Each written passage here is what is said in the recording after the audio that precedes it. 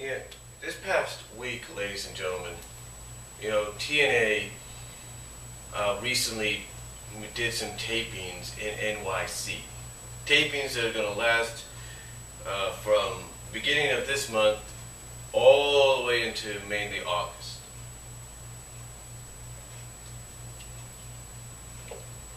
At least until they can work something out and get back into Universal Studios, as far as I know. And I apologize if there's a little blur. The door next to the cupboard is kind of close to the camera. My mom kind of rearranged some stuff in here, so it's a little harder to film, especially when you're charging your camera. But anyway, TNA, like I said, did these tapings. And a lot of people have always asked, even OTR Essentials, Jeff Shiegel, the Shrug Daddy, have been asking, why is TNA going back to a formula that, gave them one of the best pay-per-view buy rates they had in a long time, back in 2011, 2010, with that Hardcore Justice, aka ECW reunion show, that why would they want to go back to that again and do a possible House of Hardcore invasion?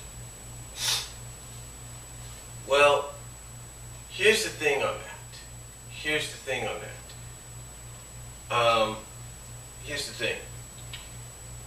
TNA, whether you like them or not, whoever came up with the idea to bring Dreamer, Team 3D back together, Al Snow, Rhino,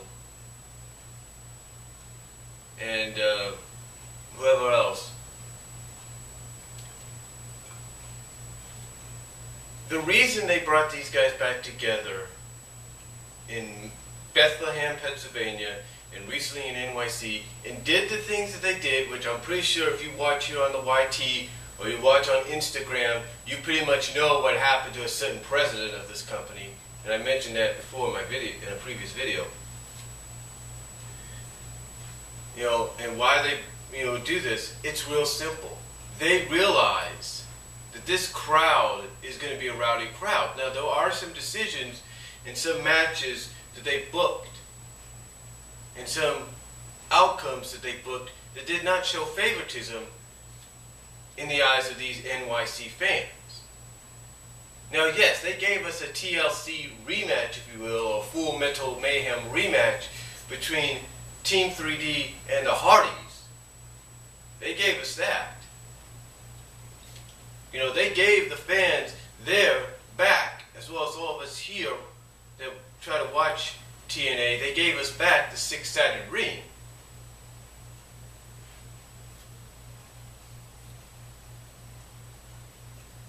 But again, this is why TNA is doing all this. Whether you like them or not. Whether you like some of the bonehead decisions or not. And believe me, there are some bonehead decisions that they made. I'm not going to deny that. They have made some bonehead decisions.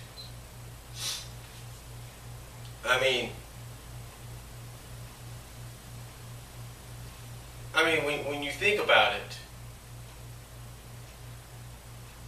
TNA doesn't know exactly what they're doing sometimes when it comes to certain places. And again, when they go to certain places, I should say. And here, by going to NYC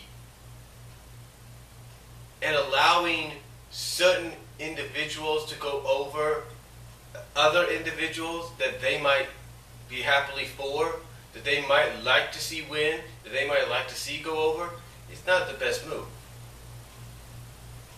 And especially, if you're going to put on knockout matches, you got to make sure you put on some knockout matches that get these guys, get these people's attention.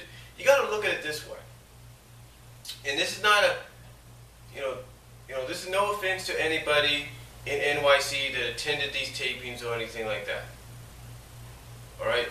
This is no offense to any of you guys. But a lot of these NYC fans out there, they are true, pure pro wrestling fans. They are basically the heart, one of the main proportions of the heart of the IWC and the YWC. Now, yes, I will give TNA credit for, like, on the second night, they finally were able to sell out this grand ballroom. But the point is this. The point is this. The reason they did certain correct decisions there, they correct angles there, they got people on their feet, is because they knew they had a rowdy crowd, and they needed to please that crowd. But again, there were certain matches and stuff, and decisions and results that they booked that did not show favoritism, and that's the one thing TNA needs to still work on. They need to still work on that. Now, true, WWE's at fault of the same thing. Don't get me wrong; they're at fault with that. I mean, when you constantly have someone like in the WWE, John Cena, going over at a pay-per-view, especially a pay-per-view held in the NYC area, or a pay-per-view held in the Bethlehem, Philadelphia areas, then that's not the right booking decision. You see, TNA, they want to show that they're different, and they're trying to get back on track.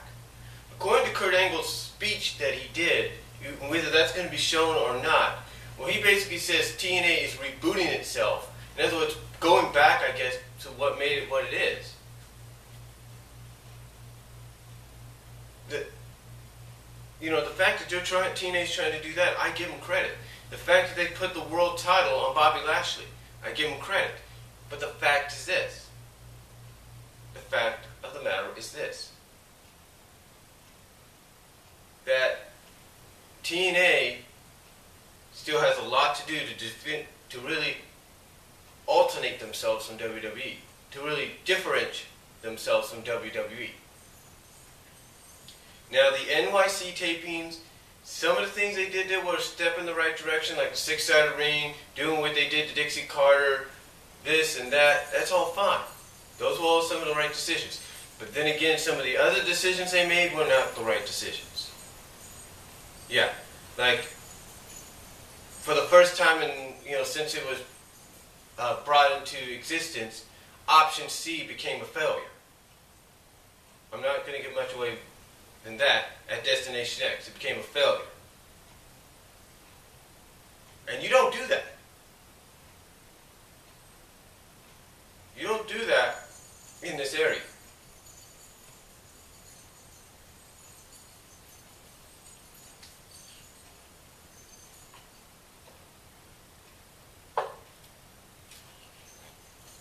Alright? You don't do that in this area. Instead, you have the person that chose Option C going over. You don't have the person that the challenging going over. If you get what I'm saying. The fact is, if TNA really wants to differentiate themselves from everybody else, they need to really start going more forward in the right direction. Yes, I understand that they have to keep the belt on Lashley for a while so they can differentiate themselves, and so they can get some heat on the guy and saying, hey, here's the next WWE muscle-bound John Cena-like guy wearing your title, and nobody can beat him. Sooner or later, somebody will. We all know that. But like I said, it's all about the fact that TNA has to really start going more so in that direction that they're trying to get back into. They want to reboot the company again. They want to reboot it. They need to get back in that direction. And they need to go in those right directions. And if you're going to have knockout matches, don't have matches between two ladies that apparently the entire IWC shares the opinions of someone like a Schleg Daddy or a British Fist or a Tuya Woe or even a Chase Oliver and says, these ladies are nothing more, these ladies are not that talented, why you put them in the ring? Instead, if you're going to get that crowd hot and hyped, you put people like Brittany, you put people like ODB, you put people like Gail Kim, you put people like Taryn Tyrell. And heck, if you want to, you could throw Angelina Love in there. You bring these ladies in, you put them in the tapings, and then you'll get people that will get right behind you. Alright? Now apparently they did bring Brittany in, and apparently what Schleg Daddy felt was going to happen, yeah. Oh, anybody else thought was going to happen? Yeah, let's just say it's happened with Brittany. But point is, okay, the point is TNA needs to make the right decisions. Any wrestling company needs to do this, but mostly if I'm TNA and I want to make my company the most differential company from WWE and even from Ring of Honor and even possibly from Global Force Wrestling, then I do what it takes to do that. I do what brought me to the dance in the first place, what put my company on the map in the first place, and that's be that alternative. Let's be different. Let's do things that the other companies, especially the big boy up north, is afraid to do. That's what I do.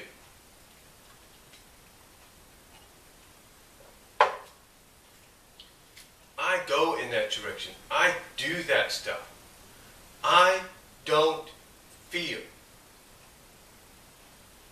And if I know I'm going to do a taping in possibly one of the hearts, if not the part, if not part of the heart, if not the heart of the IWC, which is NYC and possibly, and then previously Bethlehem, Pennsylvania, if I'm one of those people, no. If I'm one of those people, no. I do not, I'm not one of those people. If I'm taking my company in one of those areas, no. I don't make the decisions I make that's going to get fans booing and throwing trash and all that. I make sure that I make the right decisions that are going to get people to say, hey, we want TNA back here again. We want the Impact tapings here all the time. We want this, we want that. That's what I do. That's what I do. I don't say, okay, we're going to give you some of what you want that's going to get you happy, make you happy and all that. And oh, but by the way, we're going to do it this way, and that's not going to make you happy. To me it's like Destination X's main event. I don't know who made the booking decision there, but the fact is, you're in NYC. Times have changed since Monday Night Raw was at the Grand Ballroom. You know what I'm saying?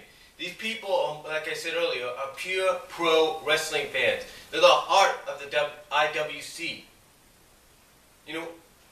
Why do you think Ring of Honor and Combat Zone Wrestling, if they book one of those ballrooms, why do you think they sell out?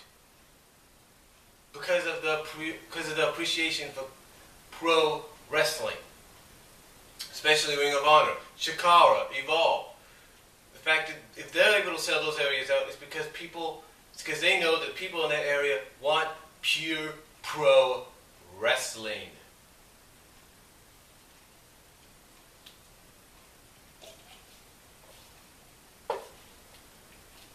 And they also know that, which means if I'm someone booking Impact Wrestling,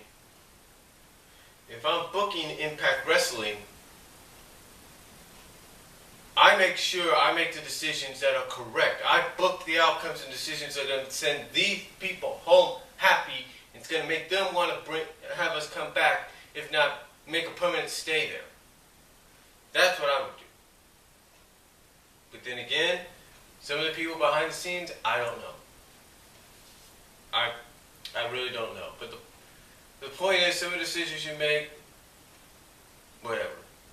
And I will say this, the crowd itself sometimes can be at fault. I mean, if you have someone like the Great Muta making an appearance and you don't get a reaction,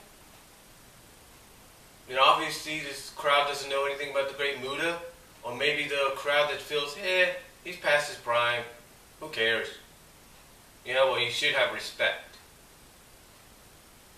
Alright? So, again, it's just a decision, and again, it's just, to me, TNA has a lot.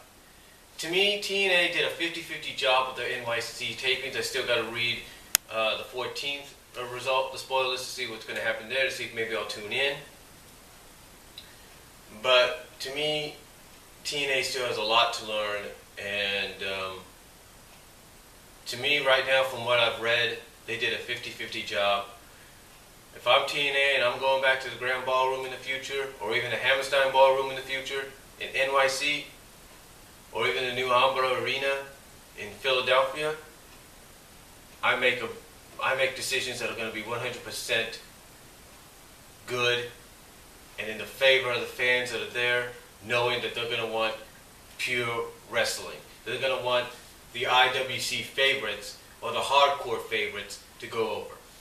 So to me, TNA did a 50-50 job in NYC.